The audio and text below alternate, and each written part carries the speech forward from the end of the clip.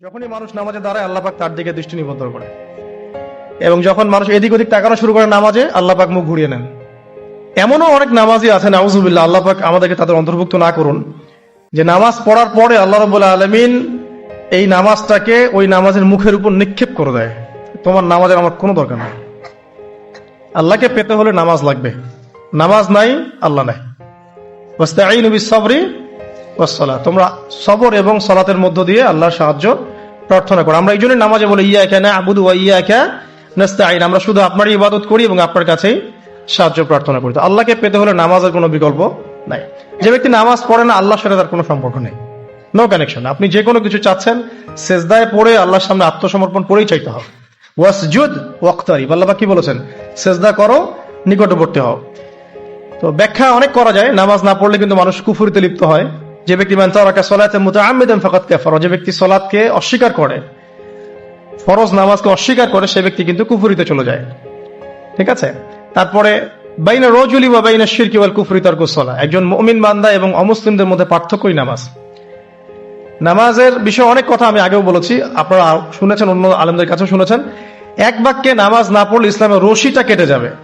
মুআয বিন জাবালকে নবী সাল্লাল্লাহু আলাইহি ওয়াসাল্লাম বলেছেন যে যদি মান তারাকা সালাতান মুতাআম্মিদান, কেউ যদি সালাতকে ইচ্ছা করে ছেড়ে দেয়, ফাকাদ বারিআত মিন জিম্মাতিল্লাহ, সে ব্যক্তি আল্লাহর জিম্মেদারি থেকে মুক্ত হয়ে যাবে।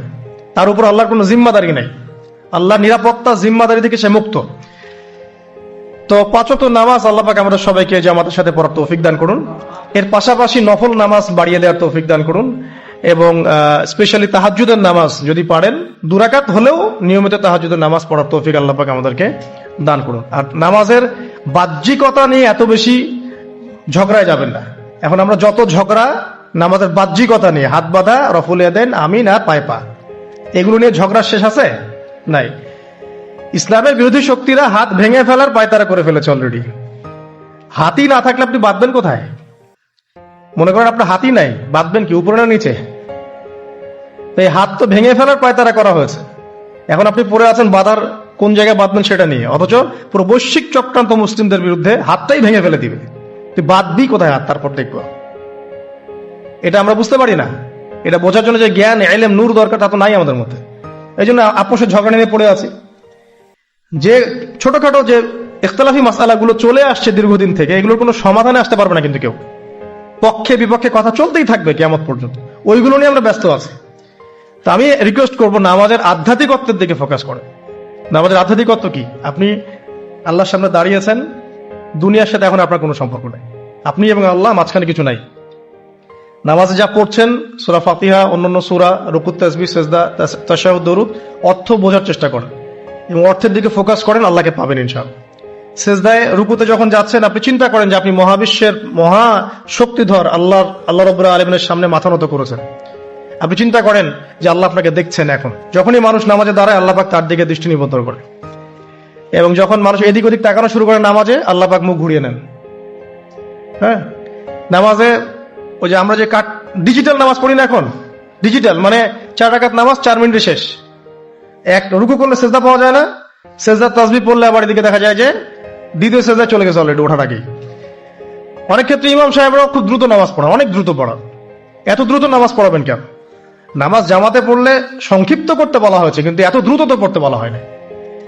এখনো দেখবেন মক্কা মদিনায় গিয়ে নামাজ দেখবেন, মাশাআল্লাহ, নামাজটা তাদের মাশাআল্লাহ, এটার প্রশংসা না করলে হক আদায় হবে না। নামাজটা অসাধারণ, ধীর স্থির হবে। ফজরের নামাজ 20 মিনিট, 15 মিনিট, 20 মিনিট পড়াচ্ছে নামাজ, রিল্যাক্স। নামাজে দাঁড়ালে চমৎকার তেলাওয়াত হচ্ছে, আপনি ভুলে যাচ্ছেন নিজেকে।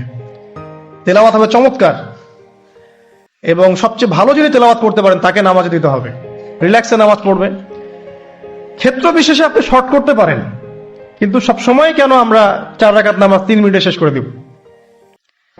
আবার নামাজের পর দোয়াটা হবে লম্বা, অথচ নামাজটাই ছিল দোয়া, নামাজটাই কিন্তু দোয়া।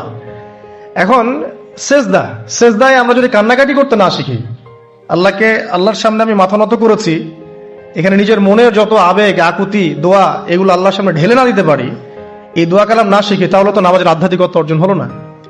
সাহাবীরা কেমন করে নামাজ পড়তেন যে নামাজ পড়ার পরেও তাদের গা থেকে তীর বের করা যায়?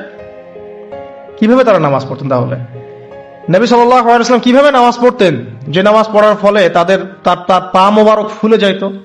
এক রাকাতে তিনি 4 পারা কোরআন তেলাওয়াত করতে পারলেন কিভাবে? তো তাদের নামাজ আর আমাদের নামাজ, আল্লাহ রাব্বুল আলামিন তার রাসূলের মাধ্যমে একটা হাদিসে জানিয়েছেন যে এমনও অনেক নামাজি আছেন, আউযুবিল্লাহ, আল্লাহ পাক আমাদেরকে তাদের অন্তর্ভুক্ত না করুন, যে নামাজ পড়ার পরে আল্লাহ রাব্বুল আলামিন এই নামাজটাকে ওই নামাজের মুখের উপর নিক্ষেপ করে দেয়, তোমার নামাজের আমার কোনো দরকার নেই। আল্লাহ পাক আমাদেরকে হেফাজত করুন। ধীর স্থির ভাবে পড়ে, রিল্যাক্সে, তারা হওয়ার কিচ্ছু নাই।